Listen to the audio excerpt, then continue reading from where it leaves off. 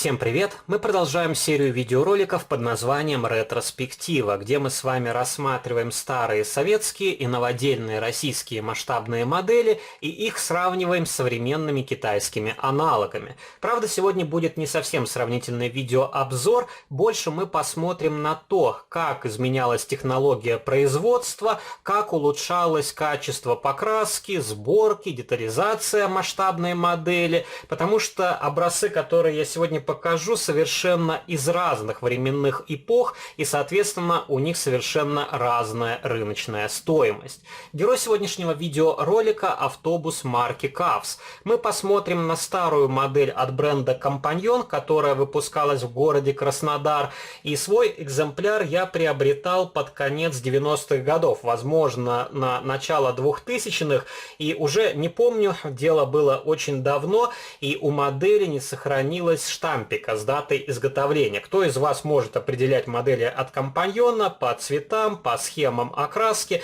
то тоже можете поделиться информацией в комментариях. И этот автобус мы сравним с довольно свежей новинкой от производителя Deep Models, которая поступила в продажу в 2020 году. Еще раз повторюсь, эти модели напрямую мы сравнивать не будем, но интересно посмотреть, как модели отличаются по уровню проработки, ведь между ними целая эпоха. Если посмотреть на бренд Companion, то у него тоже довольно занимательная история. Во-первых, он начал свое существование в довольно смутное время. Самые первые модели Companion не делал самостоятельно, а занимался доработкой и конверсиями промышленных изделий от Саратова и также некоторых моделей от Elecon. И можно отметить такие машинки, как ВАЗ-2108. В интерпретации Компаньона у модели на крыше присутствовала пластиковая лодка, было добавлено сцепное устройство и также в набор включили небольшой прицеп-автодачу, сделанный из пластика. Также у них была вполне хорошая доработанная модель трактора МТЗ. Саратовский вариант был без навесного оборудования, а Компаньон добавил спереди функционирующий отвал, и некоторые модели комплектовались также стрелой сзади с ковшом и откидными лапками. И, кстати, многие модели от Компаньона были окрашены, в то время как на Саратове пластиковые изделия окрашивались в массе.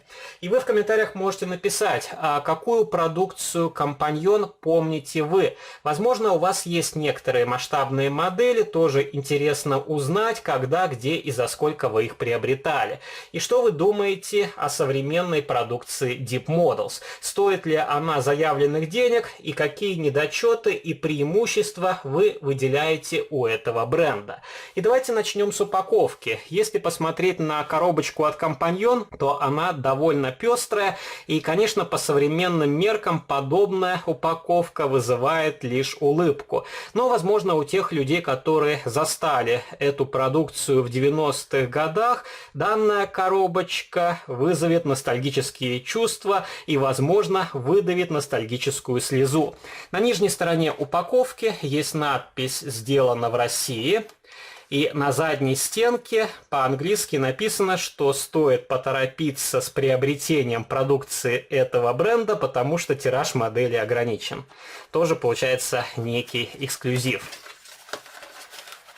Давайте распакуем коробочку и поближе посмотрим на саму модель. У меня в коллекции два CAVS от Companion.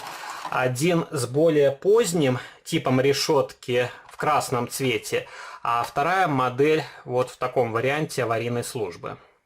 И этот автобус окрашен, а второй вариант у меня из пластика, окрашенного в массе. И, конечно, неокрашенная модель выглядит намного проще.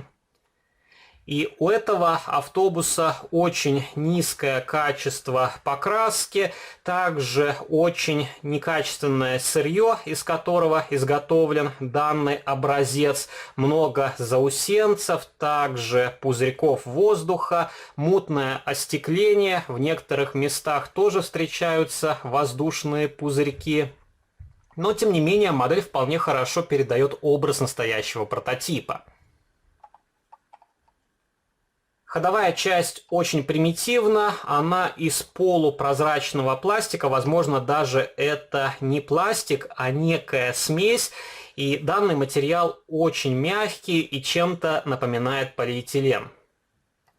Вполне хорошие колесные диски, резиновые покрышки. Несомненное преимущество то, что резина до сих пор не оплавила колесный диск. Например, вы можете приобрести журнальную модель, и у нее по истечении 2-3 лет колесики могут быть испорчены. Также, что мне понравилось, детализация задних фонарей, они из прозрачного пластика. Бампер немножко повредился, возможно, эта модель у меня падала со стола, возможно, просто от времени пластик повело. И опять же, уже не помню, когда появилась эта поломка, но поначалу ее не было. Присутствует запаска, вполне хорошее крепление. И еще один момент, который мне нравится у этих моделей, то, что решетка со сквозными отверстиями. Но опять же, очень много заусенцев на перемычках, и у этого автобуса вполне хорошая осветительная техника. На линзах фар присутствуют рассеиватели, но почему-то поворотники на облицовке и на крыльях отлили единым целым. И, по-моему, белой краской уже их обозначали самостоятельно. Передняя часть – это отдельный элемент, и из-за того, что детали очень плохого качества, они плохо стыкуются и видны огромные щели. И на крышу установили небольшую мигалку. Зеркала заднего вида здесь по своему дизайну повторяют те элементы, которые устанавливались на продукцию Elecon. И опять же, интерьер здесь выполнен очень примитивно. Присутствует рулевое колесо, также столики, и сиденья здесь просвечивают. И давайте посмотрим на современное изделие в коробочке Deep Models. Упаковка здесь стандартного размера, темно-зеленая картоночка. На нижней стороне присутствует артикул с наименованием автомобиля. И у меня в коллекции только один капс от Deep Models. Поначалу я хотел приобрести и другие варианты исполнения, но потом решил отказаться от этой затеи, потому что у Дипа, кстати, довольно много проблем с геометрией кузова этого автобуса. И самая большая проблема с задней частью. И, кстати, такой недочет встречается на моделях с обновленным типом решетки радиатора. А на автобусах, у которых был более ранний тип решетки, задняя часть сделана более правдоподобно, но опять же там в угоду упрощений не стали менять элементы салона, и также, по-моему, не совсем правильно было сделано остекление. Но если не знать все тонкости, это очень приличная модель, которая, опять же, отлично повторяет образ настоящего прототипа. Корпус у этого автобуса сделан из пластика, а мордочка металлическая. И из-за того, что полосы на корпусе это декаль, они немножко отличаются по тону от окрашенной металлической детали, но опять же ситуация лучше, чем у костромских изделий, у них несоответствие цветов больше бросается в глаза. И первая модель, которую я хотел приобрести в свою коллекцию, была с бежевым капотом и полосками, но я ее смотрел вживую, и там разница в цвете более очевидна. И опять же повторюсь, из-за того, что у этих автобусов не совсем верно сделана задняя часть, купив две модели с ранним типом облицовки и с более поздним, вы наглядно увидите несоответствие. А так, если автобус один в коллекции, то опять же это не столь бросается в глаза.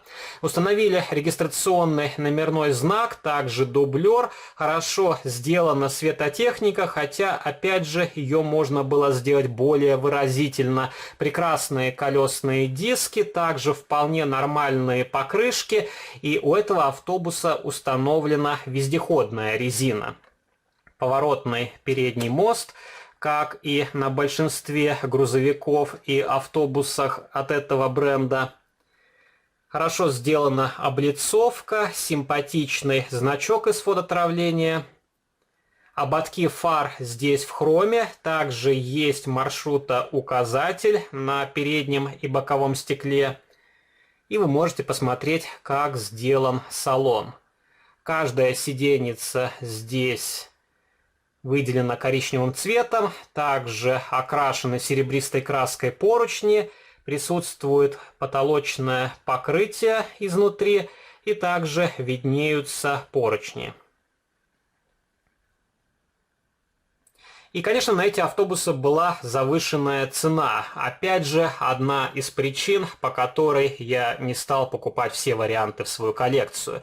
И на сегодняшний день у Дипа насчитывается 10 разнообразных модификаций. Был довольно интересный пожарный автомобиль. И также у Дипа предлагался такой автобус в схеме окраски аварийной службы. Правда, она немножко отличается от варианта «Компаньон». И вы можете посмотреть, как автобусики смотрятся на фоне друг друга. Конечно, по сравнению с моделью от Deep Models, автобус Компаньона выглядит игрушкой. Но не стоит забывать, что между этими изделиями целая эпоха. И давайте покажу, как выглядят задние части.